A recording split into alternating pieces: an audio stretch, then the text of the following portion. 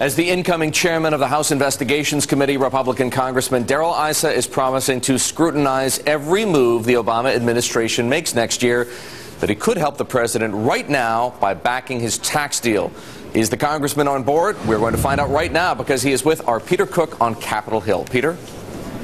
Eric, thanks very much. I am joined by California Congressman Darrell Issa, the incoming chairman of the House Oversight Committee. Thank you, first of all, for the time. Appreciate it. Oh, my pleasure. I want to ask you about your agenda in the committee next year, but more immediately, the tax fight here in Washington. A lot of focus on the Democrats balking at their president's own proposal. What about the Republican perspective? Can you support this compromise? I can. I've never voted for a tax increase. I don't want to start now. This is a tough compromise because there's a tremendous amount of dollars added basically in the form of a stimulus, new money to the bottom, hoping they'll spend it right away. But I think Republicans are willing to do what's right to make sure that investment continues. What about the deficit impact here? It seems to be the part of the discussion that's getting the least attention. There's no question that there is a deficit impact, but ultimately, let's remember, Peter, the deficit comes from overspending, not just the tax rates. What about your colleagues on the other side of the aisle? If House Democrats stand in the way of this deal, what happens to this situation? Well, then we start again when we clearly can take care of it in the House and have more votes in the Senate, and we'll work with the president in the next Congress. But you know, there's a real loss because the investment, the business community right now, they're deciding whether to take gains this year, whether to make investments this year, and in the next couple of weeks, they're going to act if we don't. All right, let me ask you about your new role as the incoming chairman of the House Oversight Committee, arguably one of the most powerful positions in Congress. You're going to have the ability to look into every corner of the Obama administration, what it is they're doing.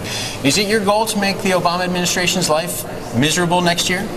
Well, you know, the American people know that the bureaucracy has grown big and wasteful. If it makes the president miserable because I'm working with 74 IGs, the General Accountability Office, and others to make sure that we do a better job, well, that's what he signed up for. He signed up to make our country work better, and I want to help him do that. What's going to be the first target of your committee, your first hearing, your first oversight investigation? There's no question that our #1 priority is to work with the 74 presidentially appointed, Senate-confirmed IGs. And we're going to focus on that. We're going to focus on how much work they can do as operatives within the administration to make it do better. I think that's the first way we become bipartisan. We say, Mr. President, we want to help your appointees do their job better. And I think if we do, the events that often are considered partisan should be less partisan. All right, you want to arm the IGs, but beyond that, you must have your own ideas about things you want to focus on, things you've already focused on as the ranking minority member. Let me start, first of all, with the Fed and its activities. How closely do you plan to scrutinize the Fed, particularly given what we've learned recently about the Fed's lending?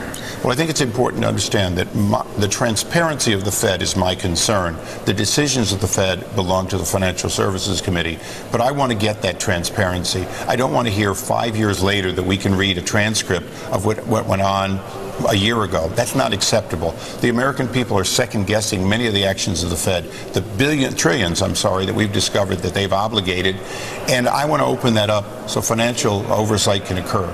So you want more transparency, you want more timeliness in that reporting. I mean, some of that is in the Federal Reserve Act, is it not? I mean, you're talking about legal changes, law changes? Peter, the important thing is the Federal Reserve Act intended a monetary policy event, not somebody who sits at the cabinet meetings with the president, who lobbies Congress, who has a legislative literally a lobby shop here. This is becoming much more an activist Fed, one that is taking on obligations without appropriations. So I don't know about what a Congress decades and decades ago did. I know what we need to do. Do you expect Ben Bernanke to come before your committee soon? I expect him to. I'm meeting with him privately. We're going to talk about what he can do and will do to be more transparent. And if we can do enough, we may solve the problem. What about the financial regulatory push, the new consumer agency that's being put together? Elizabeth Warren is an advisor to the administration putting that together. Do you expect to scrutinize that, and do you expect her to testify in front of your committee, given the fact that she's not someone who's been approved by the Senate, confirmed by the Senate? Peter, we're going to try and divide the difference between czars, unappointed but trying to run things in government, and those who have been appointed and confirmed. If you're doing operative work, if you're ordering people around in government, then you're not covered by being an advisor to the president. And in that role, we'll expect those czars to come before us. Does Elizabeth Warren fit that test? She currently does. What about your other investigations? AIG, you've had an ongoing investigation there. We heard just yesterday the Treasury Department says, listen, looks like taxpayers are going to be made whole in this. They could even make money. Do you challenge that notion? I challenge the notion that just getting your money back on paper is good enough when there's no question that money's flowed through AIG to companies far in excess of what they needed to. That's part of what we have to find in fact-finding. You know, when the government intervenes, the government is responsible not just to the taxpayers, they're also responsible to the shareholders.